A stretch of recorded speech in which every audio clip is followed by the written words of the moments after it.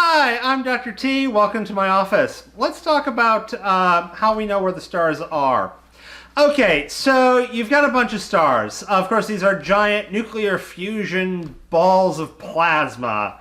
How do you figure out how far away they are? And to be honest, there's kind of three answers to this. And there's a little bit for a couple of these, kind of like wait, how do you get one? But, we grew them all together, hence the idea we're able to work these out. For stars that are reasonably close, there's an interesting approach and kind of the first great way of really lining this up. And the approach here is that as the Earth goes around the Sun, we are one astronomical unit, grabbing my paper, which is about 93 million miles away from the Sun. In human scales, that's just obscene. In astronomical scales, that's small, which is weird. Okay, so we got an astronomical unit, distant from the Sun. So if you take two readings of the sky that are 6 months apart, then you are 2 astronomical units away. And what will happen is that stars, other than the ones that are very far away, which, okay, most of them are very far away, but the ones that are reasonably close, you're going to notice that they're not going to line up the same. Same as if you look at something reasonably close to you, close your right eye, and then quickly switch, open your right, close your left. Now do it back and forth. I mean, you look ridiculous like I do, but all of a sudden, it's like everything moves. The closer stuff to you looks like it moves more, and that's because this eye is seeing, say, the camera from this angle, but this one's seeing it from a slightly different angle. The farther apart you have your eyes, the better a view you're going to get, and you get better depth perception. This is called parallax. Well, if your telescope, you wait 6 months, you get 2 astronomical units. You get great depth perception at 2 astronomical units.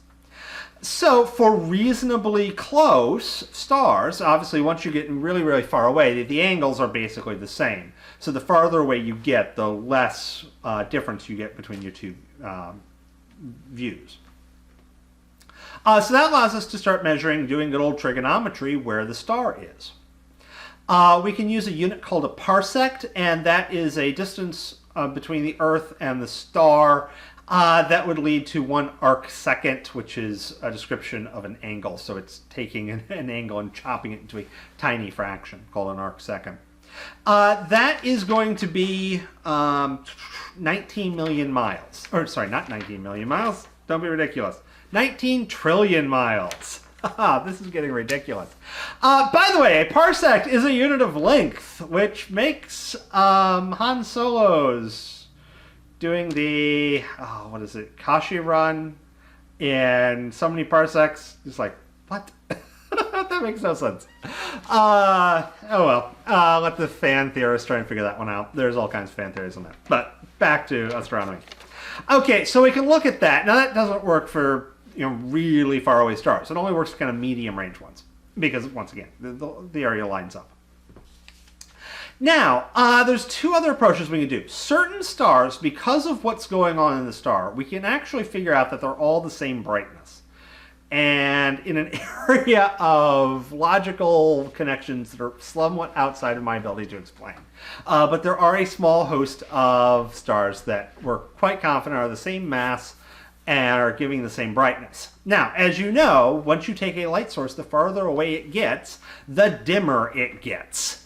And that's simply because the light is spread out more. So if you know the brightness of the star, which for a few of them we can know, then knowing how bright it is relative to you versus how bright it is where it is, allows you to calculate how far away it is. Okay. Fairly straightforward. Definitely going to be a pain figuring out, which stars are the same brightness, but that work's already been done. And there's a third way. Using both of those 2 approaches, in the early 20th century, we looked at what's called dark line spectra. So if you take an atom and you excite it, it gives off light in certain wavelengths from it. It emits light. This is called atomic emission. Now, it turns out those atoms will absorb light in those exact same frequencies. This is called atomic absorption. We use this quite often to analyze things like water quality, etc. If I want to take some water, it's like, how much lead's in my water? Hopefully none. I can run it through an instrument, run it through a flame, shine a light that's just the right wavelength to match lead, and see how much of the light gets absorbed by the hopefully no lead particles in my water. And from that I can tell whether or not I've got lead and very precisely how much lead I've got. Classic analytical chemistry technique. Now when you look at a star, you get these dark line spectrums. And they're less helpful for us for trying to identify how much of each thing's in there. But actually, you can do that. That's how you know the relative abundance of each element in the star. That's actually where we discovered helium from, by seeing its dark line spectrum in the sun. But the interesting thing is, as the stars get farther away, the lines get shifted in the wrong spot. Turns out the universe is getting bigger. Yeah, I know, that's weird. The best analogy usually ends up being is imagine the universe is inflating like a balloon. So imagine you have a balloon, you got all kinds of little specks on it, and those would be like stars and planets and whatnot, and as you inflate the balloon, they all get farther away from everything. And because it's going farther away, as light travels, if the distance is increasing, then the wavelength lengthens, and it's what's called a redshift. This is the Doppler effect. The same as if you're standing next to a train and the train is going away from you, the frequency will lower. So, you know, imagine train coming in, it's going to be raised right when it's by you, it's going to be whatever the train whistle is, and then as it's passing, it's going to go down. So it'll be like, okay, I'm not going into sound effects, but you get the idea. So same thing, we can look at the redshift. The more redshift we see in those spectra from our stars, the farther away that star is. Okay, so from this, we can start doing a couple of things. We can actually start looking at our stars and plotting them in 3 dimensions instead of 2 dimensions. So in 2 dimensions, you have things like constellations, etc. Most of our constellations only look like that because we're seeing them from where we are. They are not necessarily close at all in 3 dimensions. So they might just happen to line up, but they could be very, very far away, and most of them are. What we have noticed is that stars tend to be clustered into clumps. So you've got a clump of relatively close stars to each other. That's called a star cluster. And then you've got star clusters and nebula and all kinds of other stuff that are clumped up together in gigantic, enormous clumps called galaxies.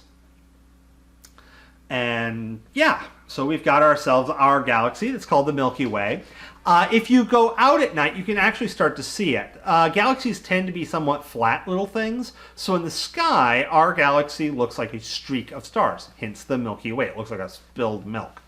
You have to be in really dark conditions because even a little bit of light pollution will completely obliterate this ability to see it. But if you go out outside at night with really, really, really dark conditions, you can start seeing the other stars in our galaxy kind of lining up in a streak. It's kind of weird because most of us are used to living with some light pollution, so you don't see enough stars to see this. You basically have to go almost to the desert in the middle of nowhere, and it's got to be really, really, really dark to see this. Of course, our ancestors were not accustomed to tons of light pollution at night, so they could actually see this, hence it getting named. But we're not the only galaxy. There are tons and tons of galaxies out there. There's quite a few different types. We know a lot about our galaxy by looking at other galaxies.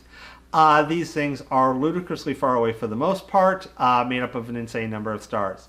When you looked at a couple of them through a telescope, they look fuzzy, and it's fuzzy because they're actually really big and there's lots and lots of stars. Now, when talking about stars and distances, there is one more unit I forgot to cover, and that is the light year. Now, a light year is a really large unit of measurement, but nowhere near as big as a parsec. Or I should say it's a little bit less than a third the size of a parsec. A light year is the distance that a photon of light will travel in approximately in exactly 1 year. This is going to be approximately 5.88 trillion miles, so, you know, nowhere near as big as a parsec. Parsec's about 3.26 light years long, but still very long for, you know, kind of human scales. For some relative kind of issues, obviously the sun's much closer. It's a couple of light minutes away. But this does mean that, hey, if something happens on the sun, it's going to take us a couple of minutes just to see that it happened.